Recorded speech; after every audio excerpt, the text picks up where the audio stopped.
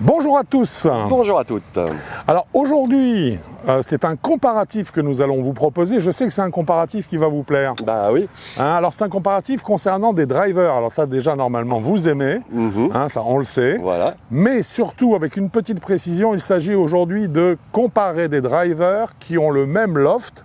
Et c'est un loft un peu particulier, tu vas nous en parler mon cher Quentin. Bah c'est un loft à 12 degrés parce qu'on s'est dit que pourquoi ne pas vous aider pour choisir quel est le premier driver que voulez-vous acheter à l'unité. Parce que typiquement, effectivement, lorsqu'on achète son premier driver, après celui qui a été dans un pack généralement, qui nous a permis juste l'initiation, voilà. Lorsqu'on choisit son premier driver, eh bien effectivement, on a tout intérêt à prendre un driver un peu plus ouvert que, entre guillemets, la moyenne, donc un 12 degrés, ce qui va également, en dehors des débutants, qui va également plaire beaucoup aux joueurs qui manquent un petit peu de vitesse. Voilà. Puisqu'on va avoir plus de portée et donc plus de distance au total. Exactement. Aujourd'hui, ce test comparatif, on vous le propose entre 4 clubs de marques très connues, bien sûr, qui sont, les voici, qui sont... Donc, il y a le Callaway Paradigm X, le voici. Il y a le Ping G430 Max, que voici. Le Cobra Aerojet, ici. Que voici. 12 degrés, et en 12 degrés, l'Inesis 500 Upgrade. Bon, alors mon cher Quentin, comment est-ce qu'on va les comparer ces clubs? On va les comparer déjà en faisant du data. Oui. C'est-à-dire qu'on va mesurer le spin, le smash factor, la trajectoire, donc avec l'angle de décollage et l'apex, comme parfait. d'habitude. Et après, il y aura la tolérance. Très important pour cette gamme de drivers. Voilà, la sonorité et le feedback. Très important aussi pour le plaisir du joueur. Voilà. Et puis ensuite, le rapport qualité-prix. Très important pour le banquier. Voilà. Ok, donc on va s'attaquer à chacun de ces modèles. Et on y va, et puis voilà. on data. Voilà, exactement. Suivez ce qu'on va dire, parce que ça va être très relatif au data, sans oublier bien sûr nos propres sensations.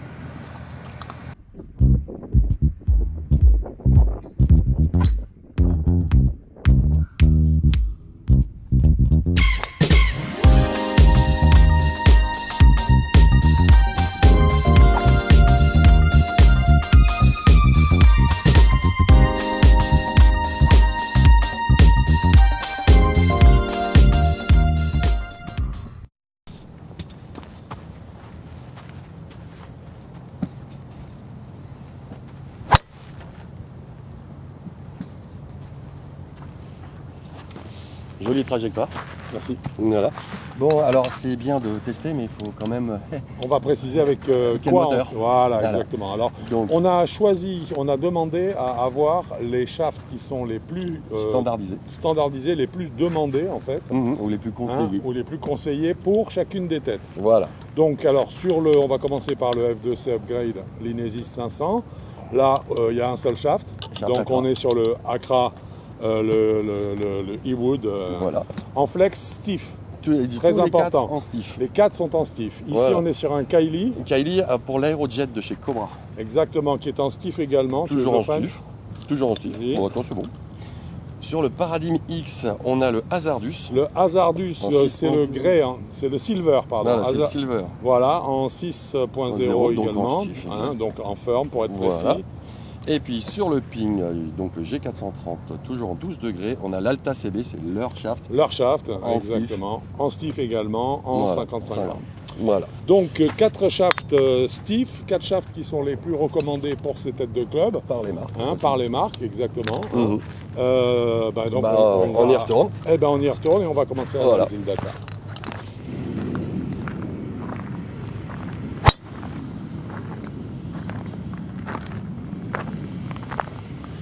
Bien.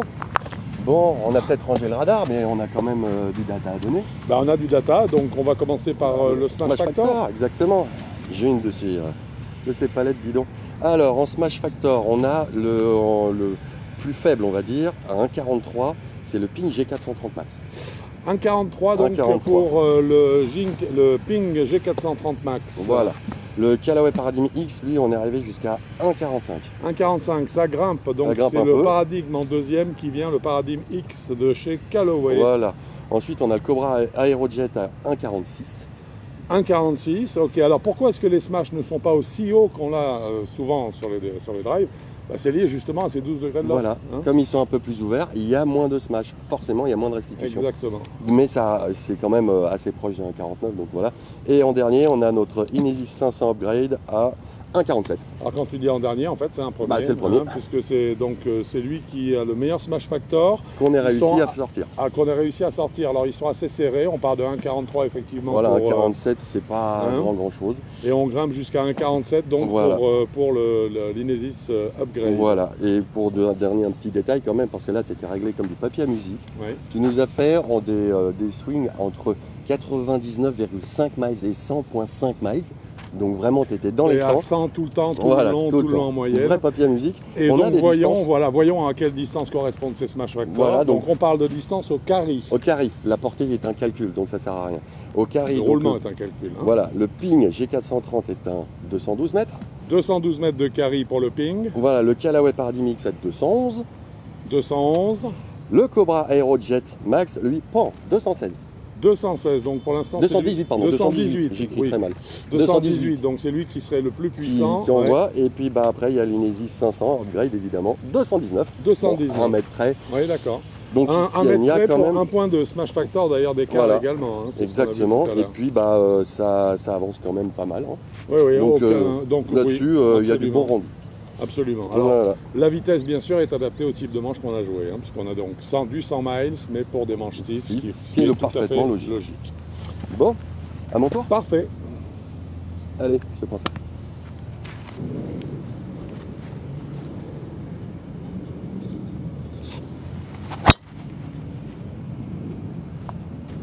Ça m'avait l'air bien pris, ça. C'est pas très mal. Ouais. J'ai bien aimé. Bon, mon cher Quentin, là, on va parler de spin. Oui, parlons peu. Alors, oui, parlons peu. Alors, tu as dans les mains, on va commencer par là, puisque tu l'as dans les mains, tu as dans les mains le Inesis Upgrade, voilà. Inesis 500 Upgrade. Le taux de spin mesuré 3100 tours. Oui, pas mal, c'est proche des 3000 tours. Disons que c'est logique, puisqu'on sait qu'un driver standard à 17,5, on est aux alentours de la recherche, on recherche le moins de spin. 2500 tours. Voilà. Là, on a 600 tours de plus, ce qui correspond effectivement à un club qui est fait pour faire monter la balle davantage, donc augmenter la portée. Donc là, on est absolument dans les clous. Par contre, il y a un tout petit écart. Alors c'est pas grand-chose, parce que ce qui est très étonnant surtout, c'est que les trois autres concurrents de ce comparatif, donc le Ping, le Callaway et le Cobra, ont exactement le même taux de spin. On a pris bien sûr un petit arrondi. Mais l'arrondi, il est à 20-30 tours minutes, donc on l'a pris. On parle de vraiment pas grand-chose. Voilà, pas grand-chose. Ils sont tous les trois à 3100 tours. À 3200 tours. 3200 tours. 100 tours de plus. Donc 100 tours de plus. Bon, ça n'est même pas perceptible. Je pense pas. Mais ça veut dire qu'on favorise encore plus l'élévation du coût et sa tolérance. Est-ce qu'il est logique ? Par la même occasion. Voilà. Donc là, à ce niveau-là, les trois autres drivers se tiennent. L'Inesis Upgrade, l'Inesis 500 Upgrade est un poil en dessous, mais on parle de 100 tours, ça n'est même pas sensible. Hein ? Voilà pour le spin. Eh bien, écoute, on va maintenant s'attaquer à un autre paramètre. Ah oui.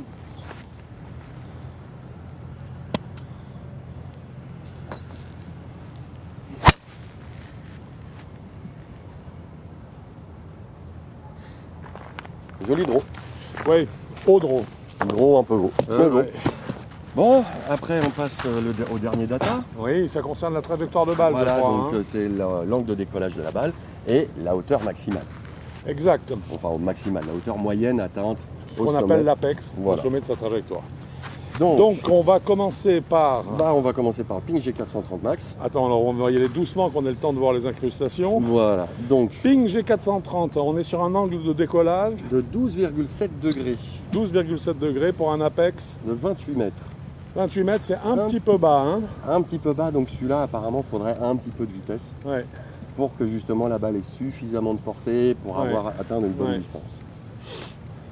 Ensuite, on est sur le Callaway, le Paradigm X. Alors là, on a un petit truc assez rigolo, c'est qu'il envoie l'angle de décollage un peu plus bas. Combien ? 11,4 degrés. Mais il envoie un poil plus haut, 29,40.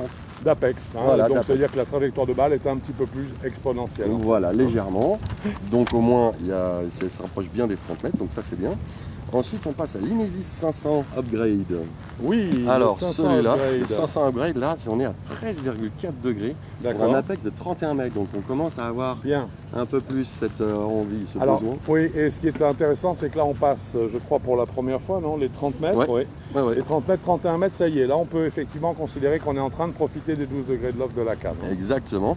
Et enfin, le Cobra, l'Aerojet Max. Alors lui, ici, il envoie un peu plus haut dès le départ. Au démarrage à 15,3 degrés. Et après, la hauteur, l'Apex, c'est 33 mètres.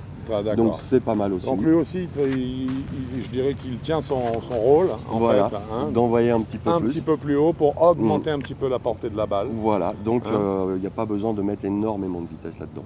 Donc bien, moi personnellement, en tout cas, les 4 trajectoires me plaisent bien. Elles sont assez logiques. Elles sont logiques par rapport au but recherché. Voilà, donc là-dessus, pour moi, il n'y en a pas une plus belle que l'autre. Elles sont vraiment dans ce style de balle où on va chercher une grande portée. Oui, tout à fait d'accord. Donc on ne va pas trop critiquer là-dessus en mettant un classement. Pour moi, les 4 sont bien dans leur catégorie.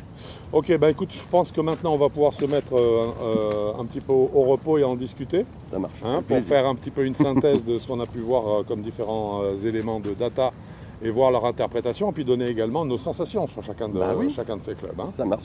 Allez, on y va. C'est parti. Bon, bah, il est temps d'en discuter de ces 4 drivers. On va commencer par un peu de tolérance. Parler un petit peu de tolérance. J'ai mis mes lunettes parce que là il faut quand même. Moi bientôt, data, mais ça va venir. Je te les prêterai.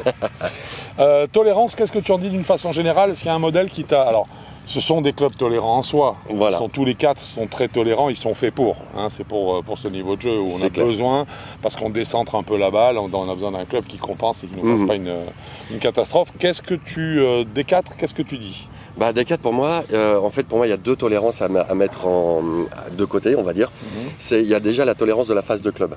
Donc pour moi les 4 là-dessus, ils sont parfaits, ils tolèrent très très bien, il n'y a aucun souci, on peut décentrer, il n'y a pas de problème, la balle partira. Par contre, j'ai senti au niveau de la stabilité de la phase de club, pour moi le Paradigm X vibre toujours. Il vibre énormément. Il vibre énormément quand on décentre. Quand on décentre pas, par contre, c'est tout de suite, on sent la puissance du club, on sent qu'il y a quelque chose dedans. Mais dès qu'on décentre, cette partie en carbone fait vibrer la canne.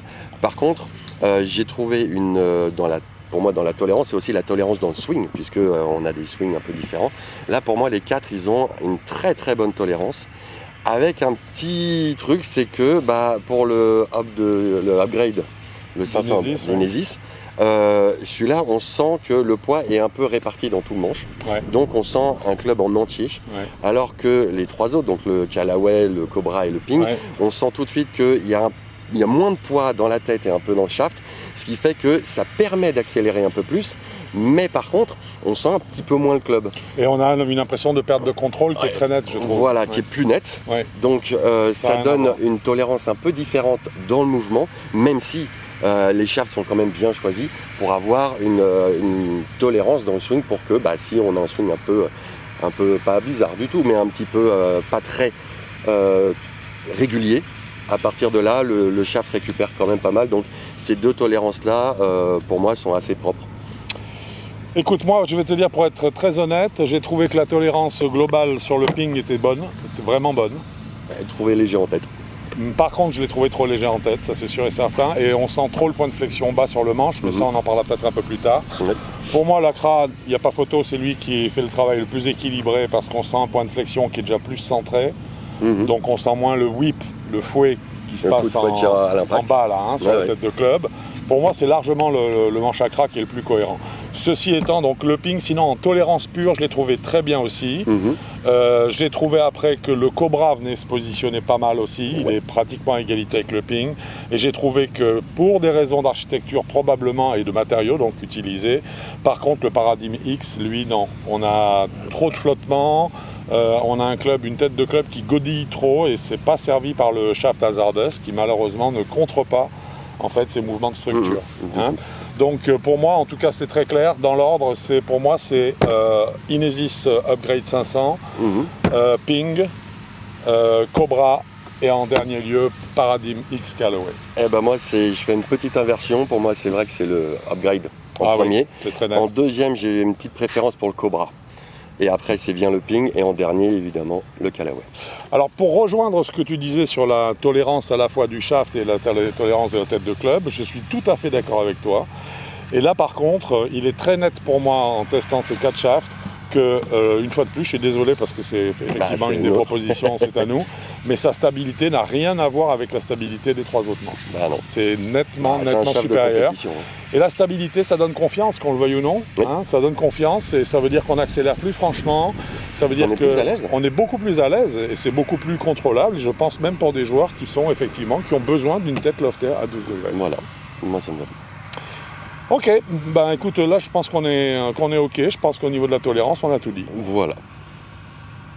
Bien, donc nous allons maintenant parler de nos sensations, du feedback notamment, voilà, et de la sonorité de chacune de ces cannes, parce qu'on a des sonorités qui sont très différentes dans le club. Voilà. Hein, voilà. Par lequel veux-tu commencer? Par le feedback général, puisque là on va faire un tir groupé en fait. Oui, bien sûr. C'est que comme ce sont des clubs à 12 degrés pour des gens qui commencent le golf, on va dire, à acheter du matériel pour vraiment s'investir dans le golf. Ou bien des joueurs qui manquent de vitesse. Voilà, donc la tolérance est telle qu'on sent une zone d'impact. Et là pour moi, sur les 4, le feedback est quasiment identique. C'est-à-dire qu'on sent une zone d'impact quelque part. Oui. On sent qu'on l'a bien prise, on sent qu'on ne l'a pas bien prise, mais c'est une zone d'impact qui reste cependant agréable. Et donc pour moi, là-dessus, j'insiste, les 4 sont vraiment identiques. Et puis par contre, là je vais mettre un petit truc sur la sonorité. J'ai une petite préférence pour un club, c'est le Cobra. Alors là, il y a un son très belle sonorité, qui est très péchu, d'accord avec toi, qui sent la puissance, qui sent la solidité. Je suis absolument d'accord. Donc là-dessus, dès qu'on l'a entendu, on s'est dit waouh, celui-là. Mais je pense, je vais quand même mettre un bémol, j'aime bien ça, tu sais. Ah, toujours. C'est-à-dire que le son, pour moi aussi, celui qui m'évoque le plus de choses quand je frappe la balle, c'est le Cobra. Ouais. Mais seulement je le trouve un peu artificiel. C'est-à-dire que le son n'est pas toujours en rapport avec la prise de balle, le contact et la trajectoire de balle que l'on voit. Bah oui, mais on a des clubs tolérants, donc... Oui, mais alors je te dirais une chose, c'est que j'ai trouvé que le upgrade d'Inesis, lui, il a le son est moins impressionnant. Par contre, on a l'impression que le son ne ment pas. Ah oui. C'est-à-dire qu'il correspond exactement au son que devrait faire le club en fonction de l'endroit où on l'a frappé. Ouais. Donc ça pour moi c'est un petit bémol. Alors le son le plus agréable, tu as raison, le plus impressionnant, le plus sympa, c'est le Cobra. Mais ensuite le nôtre c'est le plus honnête. Voilà. Je trouve que l'upgrade c'est le plus honnête. Et après on voit qu'il y a eu un gros travail de fait par Ping. Oui, parce que c'était un peu plus clair. Voilà, le son est très clair et c'est beaucoup mieux que sur les versions précédentes. Voilà.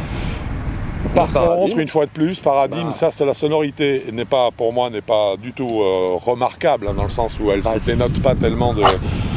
Mais je pense que c'est directement lié au matériau employé. Pour moi aussi. Donc trop de carbone, ça donne un autre son. La résonance n'est pas la même qu'avec l'acier ou le titane. Voilà. Pour finir, après avoir traité vraiment j'espère bien. chacun de ces clubs de façon à vous faire un comparatif qui tienne la route, on a vraiment passé beaucoup de temps dessus, on est assez content du résultat obtenu. Et on a voulu faire rentrer dans ce comparatif une notion qui est importante, qui est le rapport qualité-prix. Qualité-prix. Alors pourquoi ? Parce qu'un joueur qui est un joueur à un chiffre, on comprend qu'il puisse casser sa tirelire pour aller s'acheter le driver magique qui va lui faire gagner quelques yards. Voilà. Mais pour le joueur qui simplement a perdu un peu de vitesse avec l'âge par exemple, qui lui se dit non 12 degrés ça me sera plus adapté, est-ce qu'il a envie de mettre une fortune sur un driver ? C'est pas sûr. Donc pareil pour le joueur qui a épuisé son premier driver d'essai entre guillemets et qui va s'acheter son vrai premier driver, il n'est pas prêt encore, il ne sait pas comment son jeu va évoluer, il ne va pas forcément mettre une fortune dessus. Donc nous avons fait un comparatif de prix. Voilà. Nous allons commencer du plus cher au moins cher. Et la palme du club le plus cher revient au Paradigme X de chez Callaway. Il est à 649 €. 649 €, c'est le prix catalogue. Vous pouvez peut-être le trouver moins cher aujourd'hui, bien sûr, dans le commerce, mais c'est le prix catalogue. Donc 649 €. Le deuxième, c'est le Ping G430 Max à 625 €. Le Valou. 625 toujours. Ok. On est encore largement au-dessus des 600. Des 600, là, oui. Là, on va passer en dessous des 600. Ah, bonne nouvelle avec le Cobra, je crois. Avec le Cobra qui est à 579 €. 579 €. Ok, et alors évidemment, celui qui est imbattable, hein, c'est le F2C Upgrade. C'est l'upgrade d'Inesis 500. Voilà, il est à 395 €. Voilà. Alors juste quand même, pour le rappeler, il est à 395 €, mais c'est le plus puissant, c'est un des plus tolérants. Enfin bref, il a que des qualités. On en a beaucoup. Ouais. Nous en sommes très fiers. Ouais. Ceci étant, donc, ce comparatif, mon cher Quentin, est terminé. Oui. Vous avez tous les éléments en main pour faire le choix de votre prochain driver. J'espère que ce test vous a plu, nous espérons. Voilà. Et nous vous disons à très bientôt sur un parcours de golf. Ou sur avigolf.com. Bon golf à vous. Au revoir.